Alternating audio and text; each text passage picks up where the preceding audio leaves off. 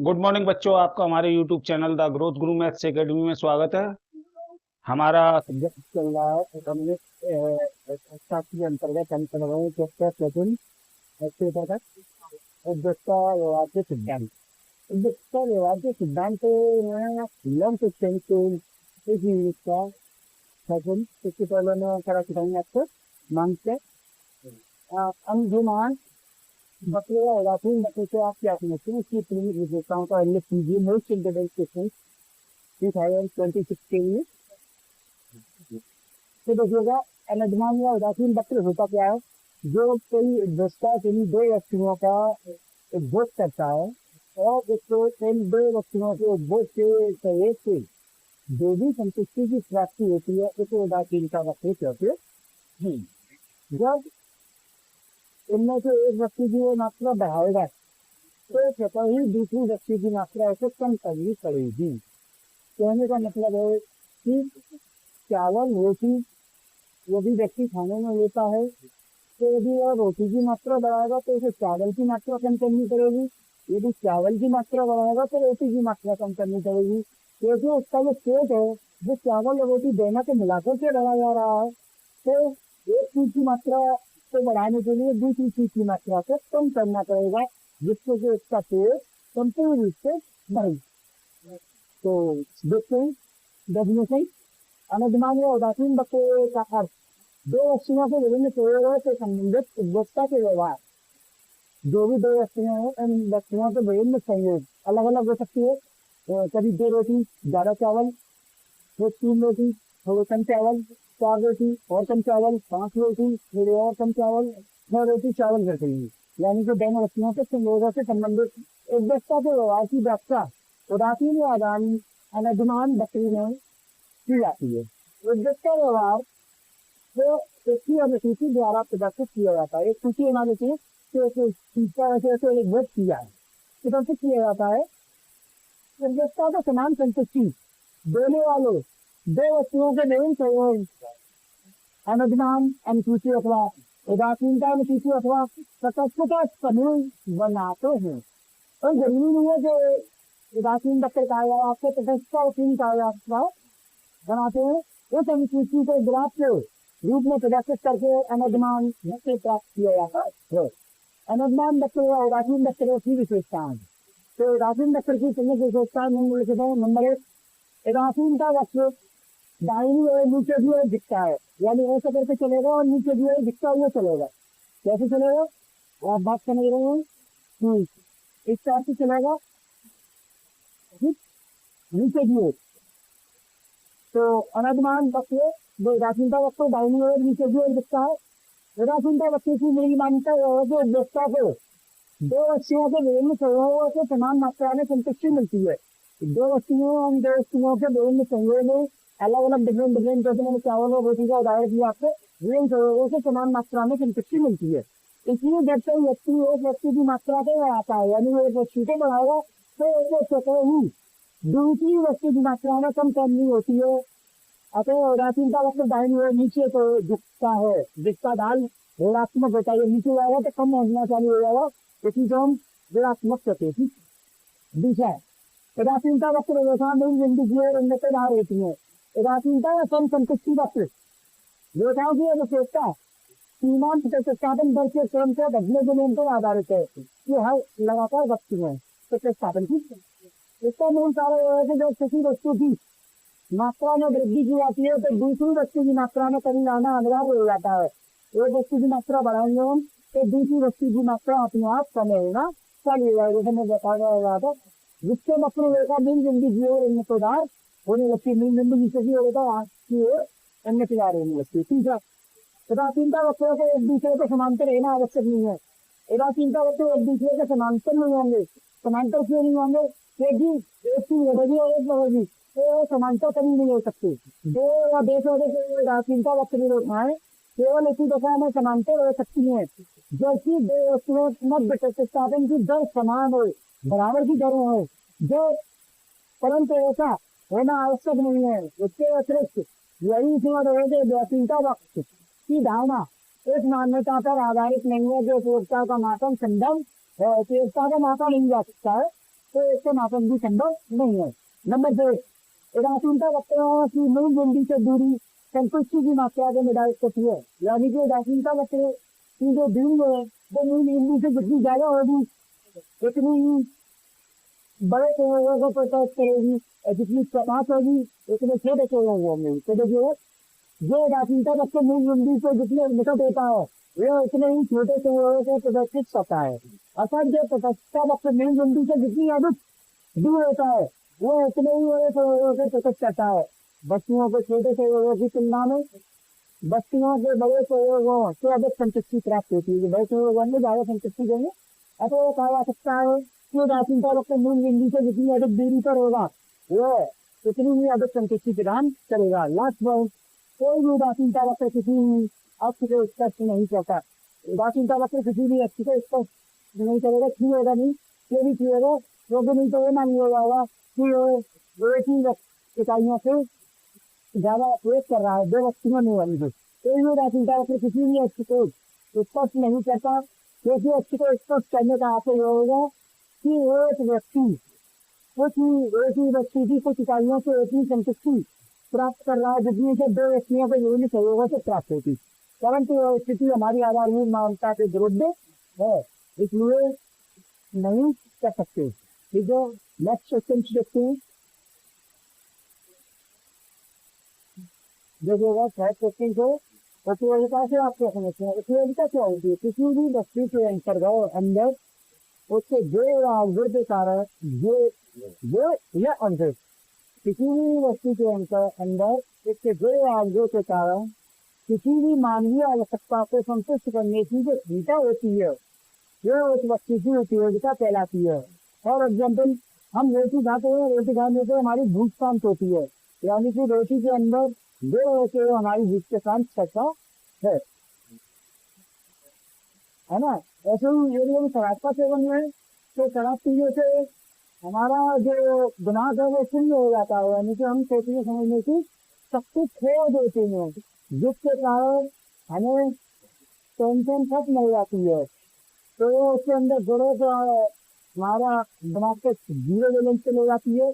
और यह अवगुण भी है कि शराब पीने से हम बहुत बुराइयों का जन्म दे देते हैं। तो कहने का मतलब है कि दो से कारण या अवगुण से कारण किसी भी कारण से यदि हम किसी वस्तु का उपयोग करते हैं तो वह उस वस्तु की उपयोगिता कहलाती है।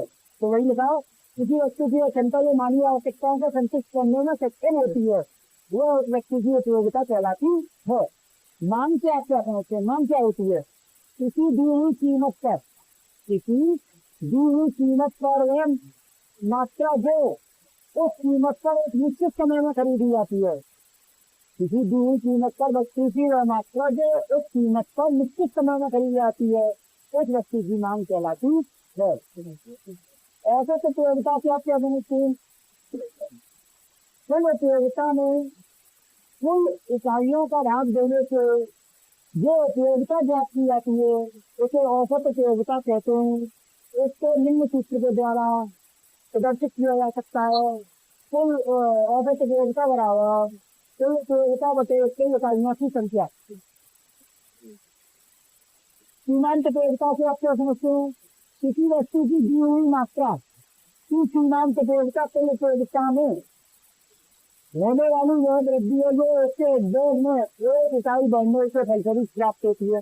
यानी कि कहने का मतलब है कि जैसे जैसे हम यूनिटों का प्रयोग करते हैं तो हमारी कुल उपयोगिता में वृद्धि होने लगती है। तो एक यूनिट का एक्स्ट्रा उपयोग करने पर हमारी जितनी भी कुल उपयोगिता में वृद्धि हुई ये कहलाती है सीमांत उपयोगिता। यानी कि इसका भी फॉर्मूला होता है सीमांत उपयोगिता बराबर कुल उपयोगिता में वृद्धि, कुल उपयोगिता में वृद्धि या अंतर कह सकते हैं। कुल उपयोगिता में अंतर बटे इकाइयों की संख्या में अंतर। कम सीमांत उपयोगिता नियम क्या है?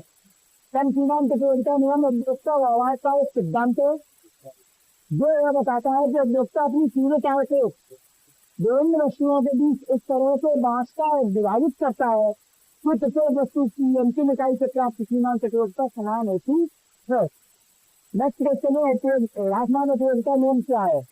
उपयोगिता ह्रासमान तो है, ह्रासमान उपयोगिता नियम तो है। एक ही बात है तो मार्शल ने एक डेफिनेशन दी है किसी वस्तु के पास विशेष वस्तु के स्टॉक में दी हुई मात्रा में वृद्धि होने पर इसे जो अतिरिक्त लाभ प्राप्त होता है वो स्टॉक में होने वाली प्रत्येक वृद्धि के साथ घटता जाता है। जैसे जैसे किसी भी इकाई का अधिक उपयोग करने लगती है वैसे वैसे हमारी उपयोगिता में कमी आती जाती है। उसी को उपयोगिता ह्रास नियम कहते हैं। अब बात समझिए कैसे।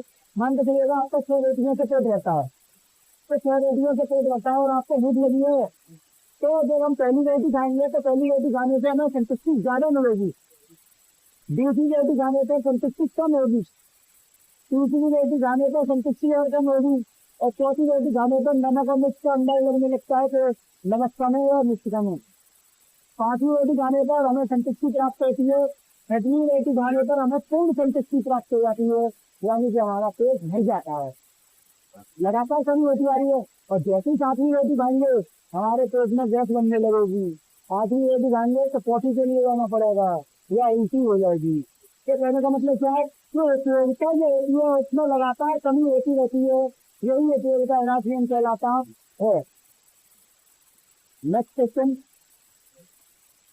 तो जो नेक्स्ट क्वेश्चन कुछ इस तरीके से आता है कि मान की आड़ी लेख से आप क्या समझते हैं, यह आड़ी नाम क्या होती है।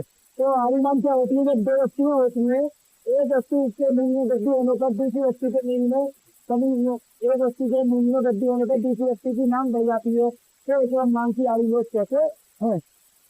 नेक्स्ट, तो इस्तेमाल से क्या होता है, तो इस्तेमाल से आवश्यकता को पूरा करने के लिए अनेक वस्तुओं की मांग एक साथ की जाती है। जब एक व्यक्ति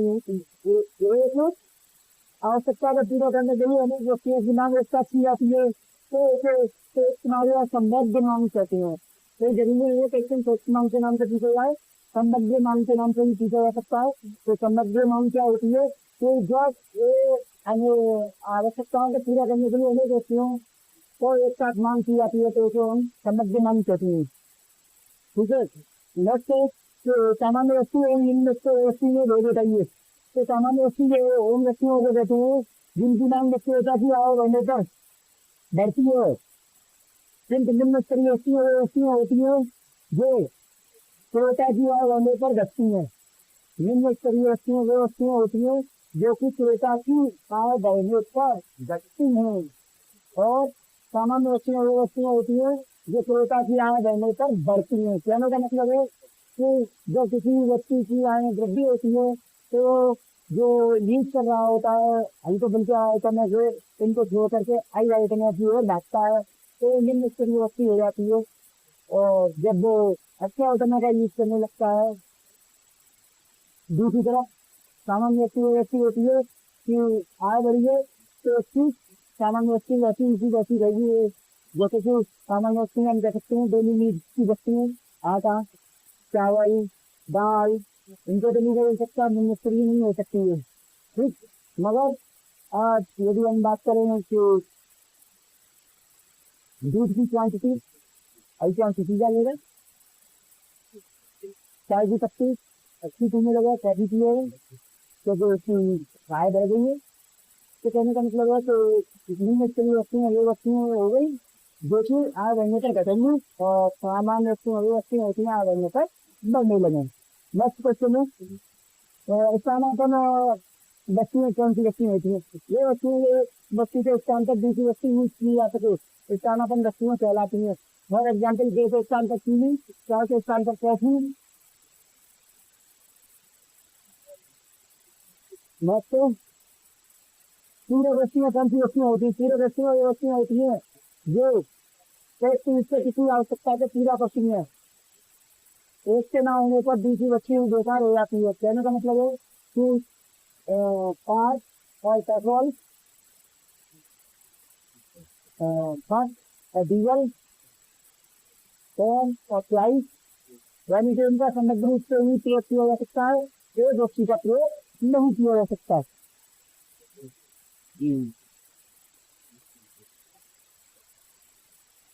नेक्स्ट, बावर नाम क्या है। बावर नाम वो नाम होती है व्यक्तिगत नामों से बकरों का योग होता है। बावर नाम वो नाम होती है व्यक्तिगत नामों का योग होती है। विभिन्न व्यक्तियों के संबंध में नाम रेखा का होता है कैसा होता है, विभिन्न व्यक्तियों के संबंध में मांग रेखा का जो आकार होता है वो घटती कीमतों के साथ घटता है और बढ़ती कीमतों के साथ बढ़ता है। मांगन पॉइंट।